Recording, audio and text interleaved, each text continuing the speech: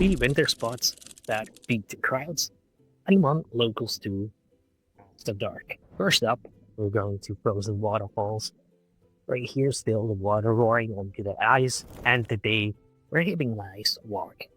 Perfect for beginners with ice, maybe the ice shoes, snowshoes, to a quiet lake, and then a spot where we tube under the night stars in the evening, finishing with a hot chocolate. Number 1 is the frozen winter wonderland in Johnston Canyon, and the winter turns Johnston Canyon into a quiet frozen fairy tale. You'll walk along, as you can see on the screen here, steel catwalks above turquoise river sealed under the ice, and you can still hear the ice, not the ice roaring, the water roaring under the ice. And then you dug through a tunnel to a platform beside the lower falls, and you can actually, like mentioned before, hear the water behind the ice.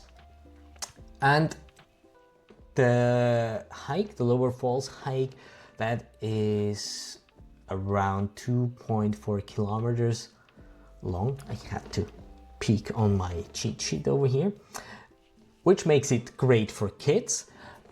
And I'll link all the clips, the links that you see here on the screen below in the description, where you get some more information.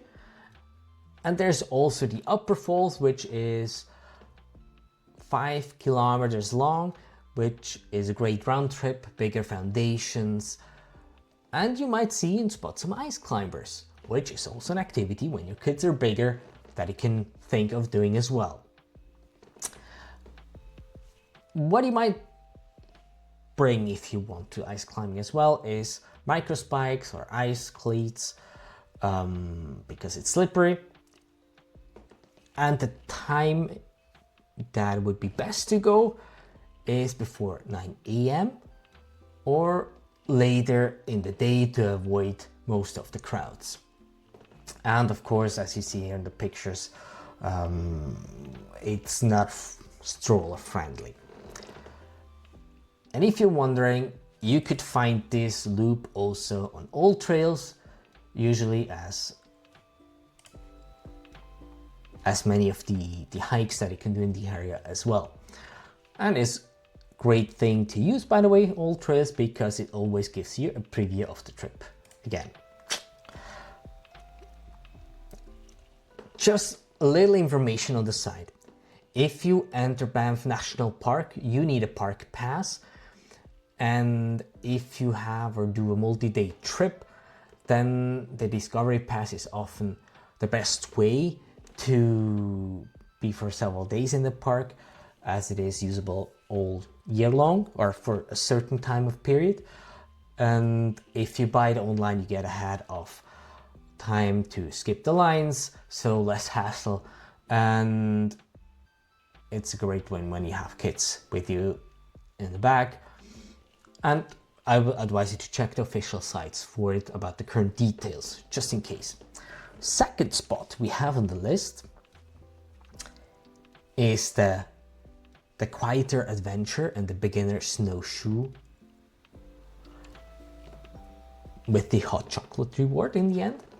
And here we talk about the Johnston Lake loop. That's what you have seen beforehand.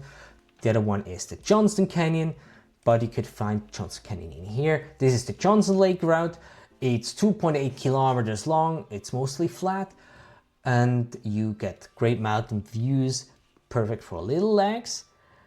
And cool is you trade the cliffs for a calm snowshoeing experience. If you haven't never done that, it's quite cool to do so.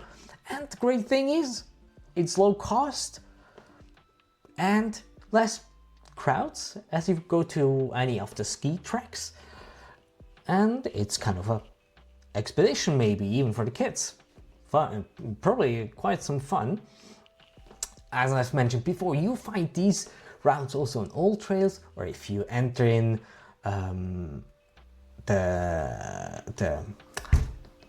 Jesus Christ, enter the places you want to go. You can also find them usually on the internet. like this link over here, that you get some ideas.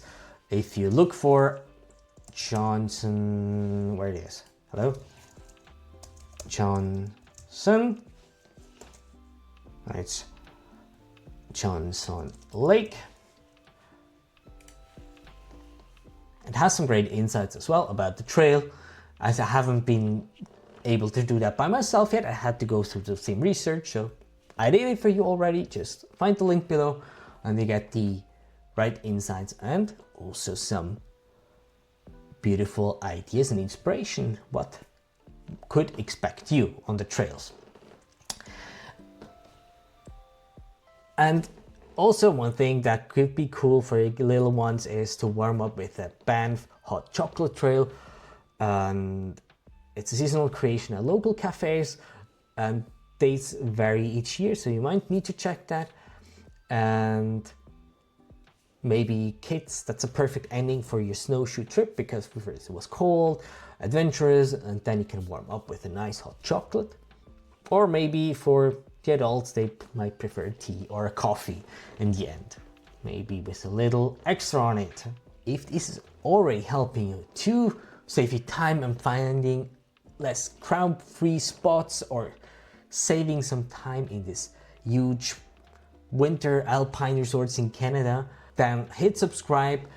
Let me know in the comments below what do you think, if I missed anything out of the special experiences in Banff, if you want to avoid the crowds and the high costs, let me know. And as well, I dropped the mind trip itinerary below, the guide, where you find all these things. And now to the third part on the trip, which is the pure thrill of these 3 winter stops that the kids won't forget. We finished strong, and you need 0 skills at all, but it's pure fun. And we talk about snow tubing at Mount Norquay. Let me tell you, I think it's the longest snow tubing line in Canada as far as I know. So that means it's long, it's fast. I bet it's gonna be a ton of fun with your kids and also for the adults. I'm certain of that.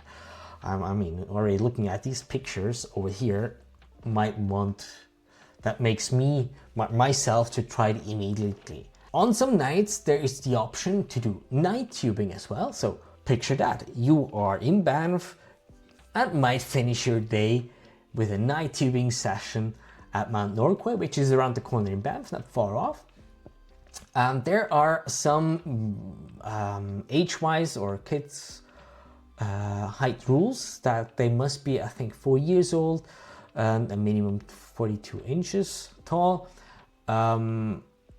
Pre-book sessions, that helps you a lot and also saves you a lot of hassle, less stress, and especially if you plan to do it on weekends. And of course, Banff is cold in the winter, so always make sure to dress up properly.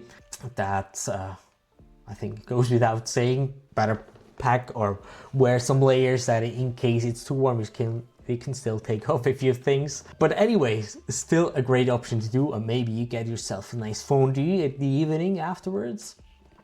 When you're back in Banff, I'll guarantee you it's gonna be a lot of fun without even hitting the slopes where all the people are. And in destinations like Banff, these ticket prices might be a bit steep, especially as a family of 4 or 5. So great options, great alternatives. And that's my Banff Winter Plan for families that has ice walks, snowshoeing, tubing fun, hot chocolate. Yeah, I'm wondering what you think of. What are your hidden gems in Banff in winter? Also to save some money, especially as a family. That would be also great to know, because that I would use to make the next follow-up video about family-friendly things to do in Banff that are less crowded and means equally more fun, because you have more for yourself, right? And if you don't want to miss any other video in the future, just hit subscribe and we'll see us in the next one.